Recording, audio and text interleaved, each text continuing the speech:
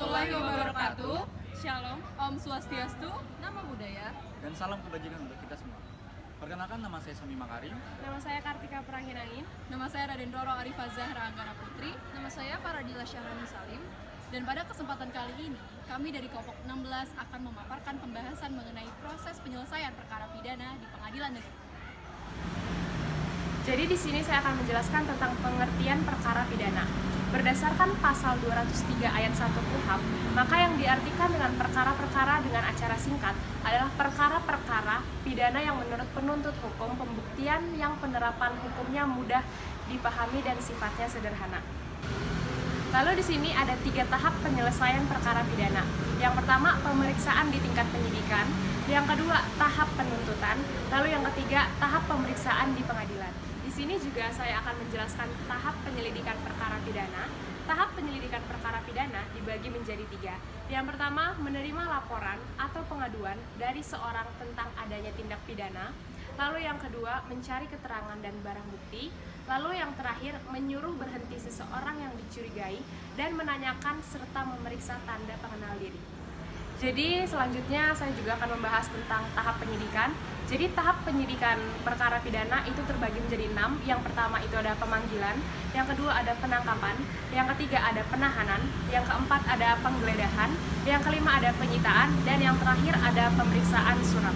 Selanjutnya adalah tahap pra-penuntutan. Menurut pasal 138 ayat 1 dan 2 KUHP, pra-penuntutan ini di mana penuntut umum akan diberikan waktu 7 hari untuk mempelajari dan memeriksa berkas perkara yang diberikan oleh penyidik apakah sudah lengkap atau belum. Jika berkas perkaranya belum lengkap, maka penuntut umum akan mengembalikan berkas perkara tersebut kepada penyidik untuk segera dilengkapi.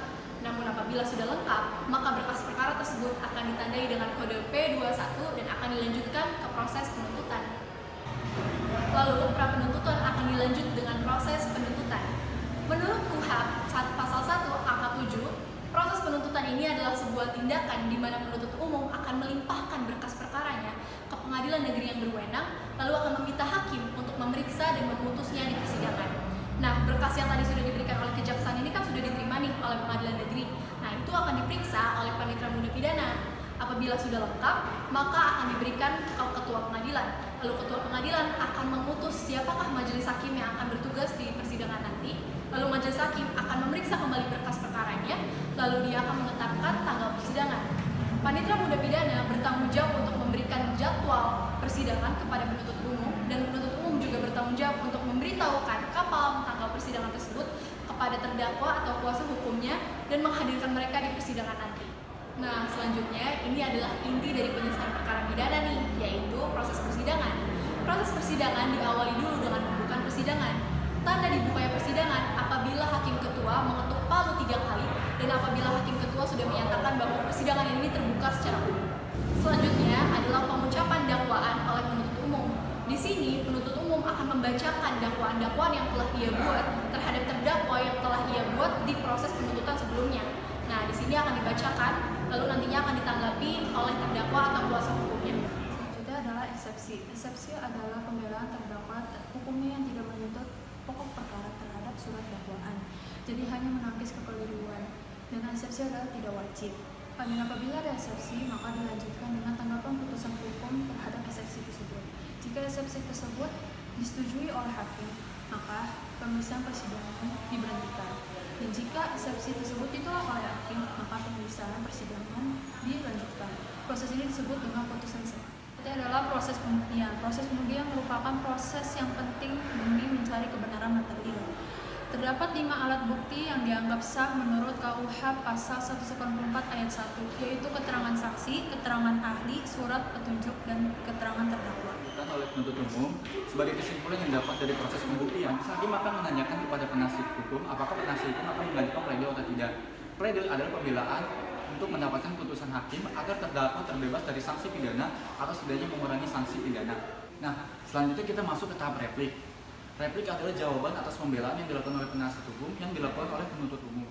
Nah, sekarang kita masuk ke duplik. Duplik adalah jawaban dari terdakwa atau penasihat hukum terhadap replik yang dilakukan oleh penuntut umum. Baik, kita masuk ke tahap musyawarah dalam majelis hakim. Dalam musyawarah ini, setiap anggota majelis hakim mengemukakan pendapatnya. Jika tidak terjadi kesepakatan, maka akan dilakukan voting. Jika tidak tercapai kesepakatan juga, maka hakim akan melakukan putusan, yaitu putusan yang paling menguntungkan si terdakwa. Nah, selanjutnya kita masuk ke tahap terakhir, yaitu tahap putusan pengadilan. Putusan ini dinyatakan oleh hakim dan terdapat 3 jenis hasil putusan yang terdapat dalam KUHP pasal 191 ayat 1 dan 2 dan junto pasal 193 ayat 1 yang berbunyi 1. Jika pengadilan berpendapat bahwa dari hasil pemeriksaan sidang kesalahan terdapat atas perbuatan yang didakwakan kepadanya tidak terbukti secara sah, maka terdakwa diputus bebas. Kedua, jika pengadilan berpendapat bahwa yang didakwakan terbukti, namun pembuatan itu bukan merupakan suatu tindak pidana, maka terdakwa diputus lepas.